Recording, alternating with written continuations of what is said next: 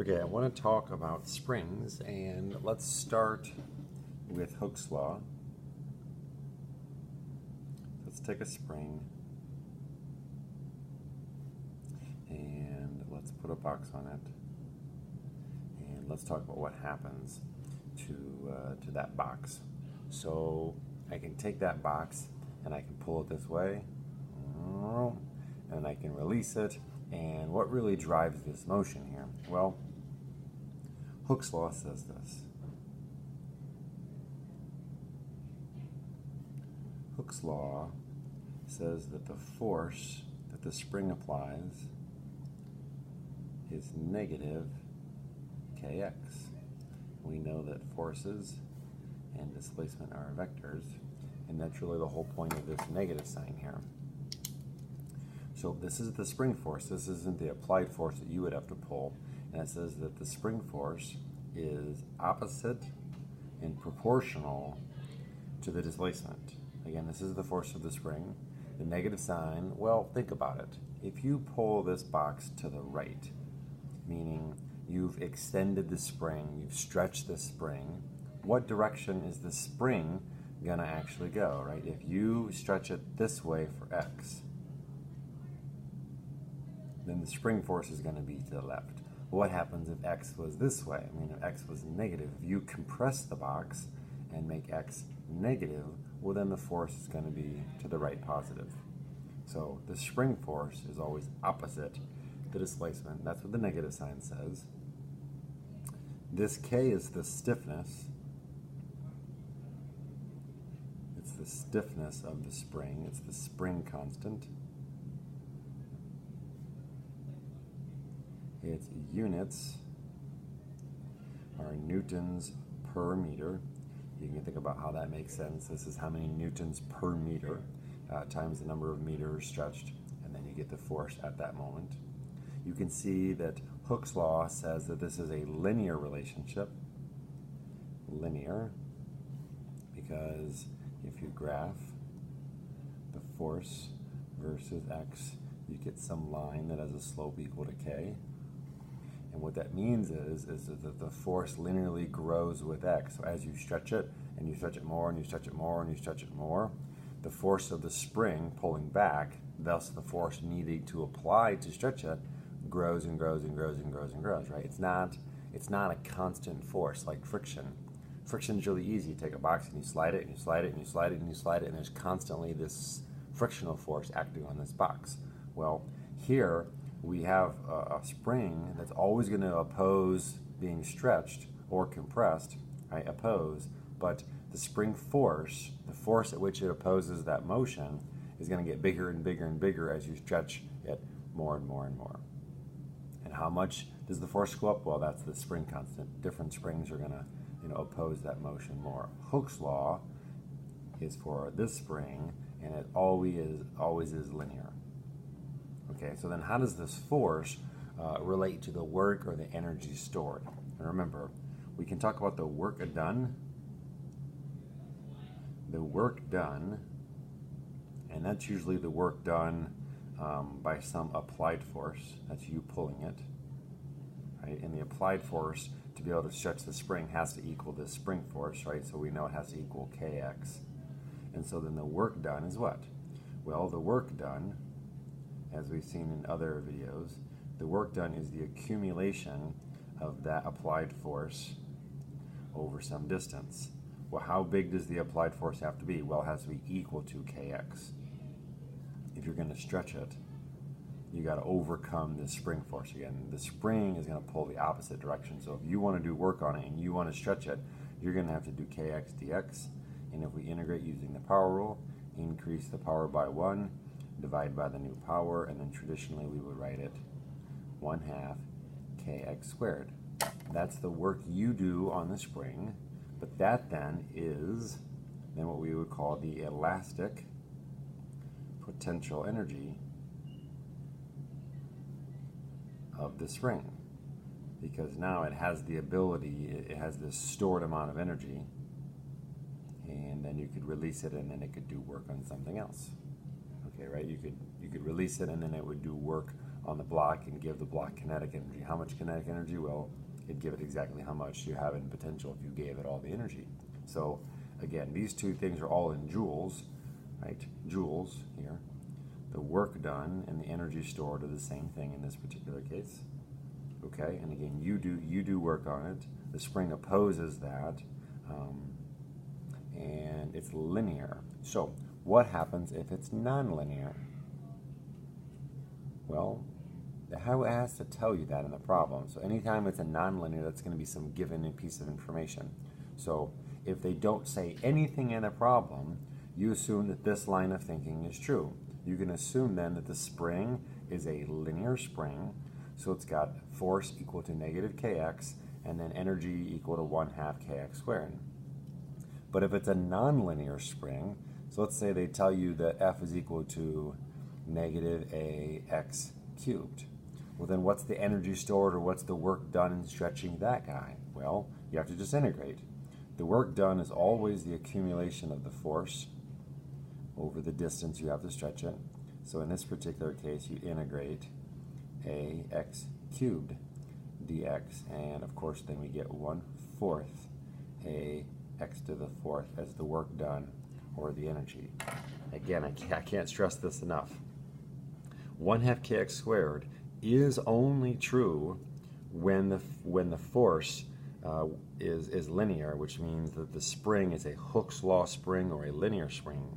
If it tells you that it's a nonlinear spring, well then 1/2 kf squared doesn't apply to that spring. You have to integrate this and find a new energy or work formula, right? So this now is the energy stored in this particular spring, or rubber band, or balloon, or bungee cord, or whatever we're talking about, something that has these elastic properties. Again, these go together, and these would go together. And I could come up with any force equation I want. I would have to integrate with calculus to actually find the energy stored in some nonlinear spring.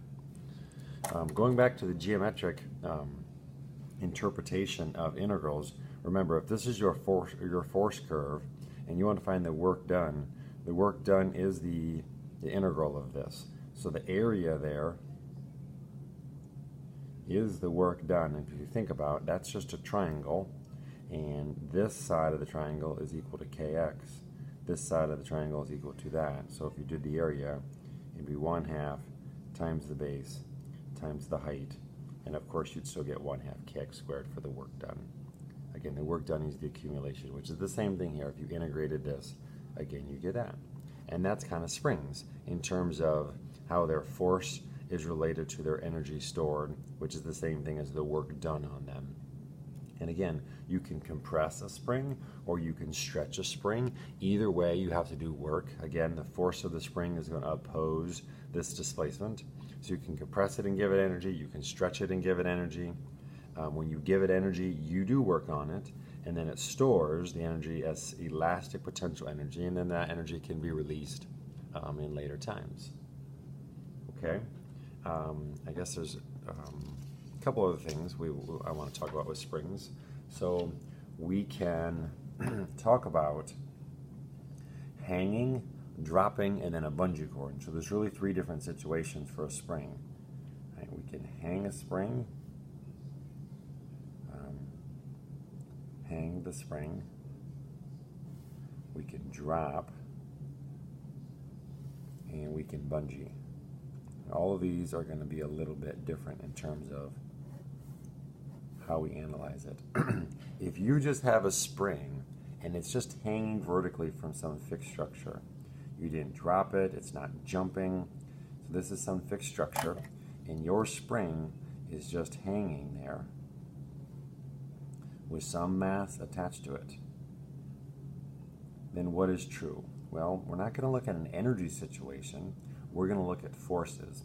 Because if it's just hanging there, then what we know for sure is that mg down has to equal the force of the spring up, which we know is kx.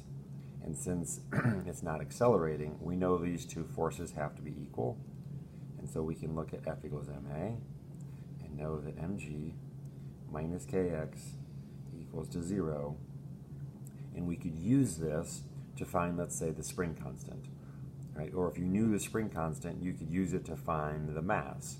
Or if you knew the spring constant and the mass, you could predict how far it would stretch from equilibrium. Remember, if the normal spring is this long, and then you stretched it, this distance, the stretched distance is x. X does not represent the length of the thing. X represents how much it is stretched. And again, if you would know those two things are constant, you could easily do something like this and find the spring constant of something by just hanging a spring from a known mass, measuring x, and then calculating k. Okay, so hanging a spring, we're talking about equilibrium here. Equilibrium. And so we know those two forces, balanced forces. Okay? No net forces. Now, next situation. Now we're going to take a spring at its natural length. Okay, and we're going to have a mass attached to it. Okay, so right now it's at its natural length L, and we're going to drop it. Well, what's going to happen? Well, it's going to go from that situation, and then it's going to go to this. And eventually, it's going to stop. So at some point, its velocity is going to equal 0. Well, what's true at that moment? Well, at this moment, the net force isn't 0, because at that moment, it's going to start super accelerating upward. So we don't want to look at forces, we want to look at energy. And what happened here? Well, this has gravitational potential energy. Again, there's no kinetic here. There's no elastic energy here. It's all potential energy. And then at this point, there's no potential energy. We're going to call this y equals 0. I guess if we draw these on the same thing, this is kind of more of like a timeline thing. So here is the natural length, and then later on, this is it dropped here. Okay, when it's here, all the energy is elastic. When it's here, all the energy is just gravitational potential. Now I understand that in the middle between these two, like during this, to get to that point, it's gaining kinetic. But at the very, very end, there's no kinetic, it's all elastic energy. And at the beginning, it's all potential energy in terms of gravitational potential energy. Okay? So what you could say is that the energy at the beginning equals the energy at the end. So you could say that mgh equals 1/2 kx squared. And then you also want to notice that x is the amount it's stretched. So this distance is x, but that distance is also h. And so you can get rid of this h and call it x. And then if you look at this equation, you could solve for how far something would stretch. Again, typically you're going to know the mass, and you say, all right, if I drop this thing, how far is it going to fall if I know what k is? Okay? And then the bungee cord example is very similar, except now we have this bungee cord and it's wrapped up here, and then we're going to jump off, and then afterwards it's all stretched. And so it's similar, and then it's energy. So the energy at the beginning is gravity, and the energy at the end is all elastic energy. Again, it gains kinetic, obviously, but at the very, very end, it's all just elastic energy. And we have to be careful with mgh. It's going to fall a certain height. So the mass starts here. So all of that distance is h. And then it's going to get elastic, 1/2 k x squared. But remember, what's x? Well, the spring is going to fall. When it falls, it's going to fall until its equilibrium length, right? That's when it's here. It's fallen, but it hasn't done anything yet. And then from there to there, this distance is x. This distance is L. L being the natural length.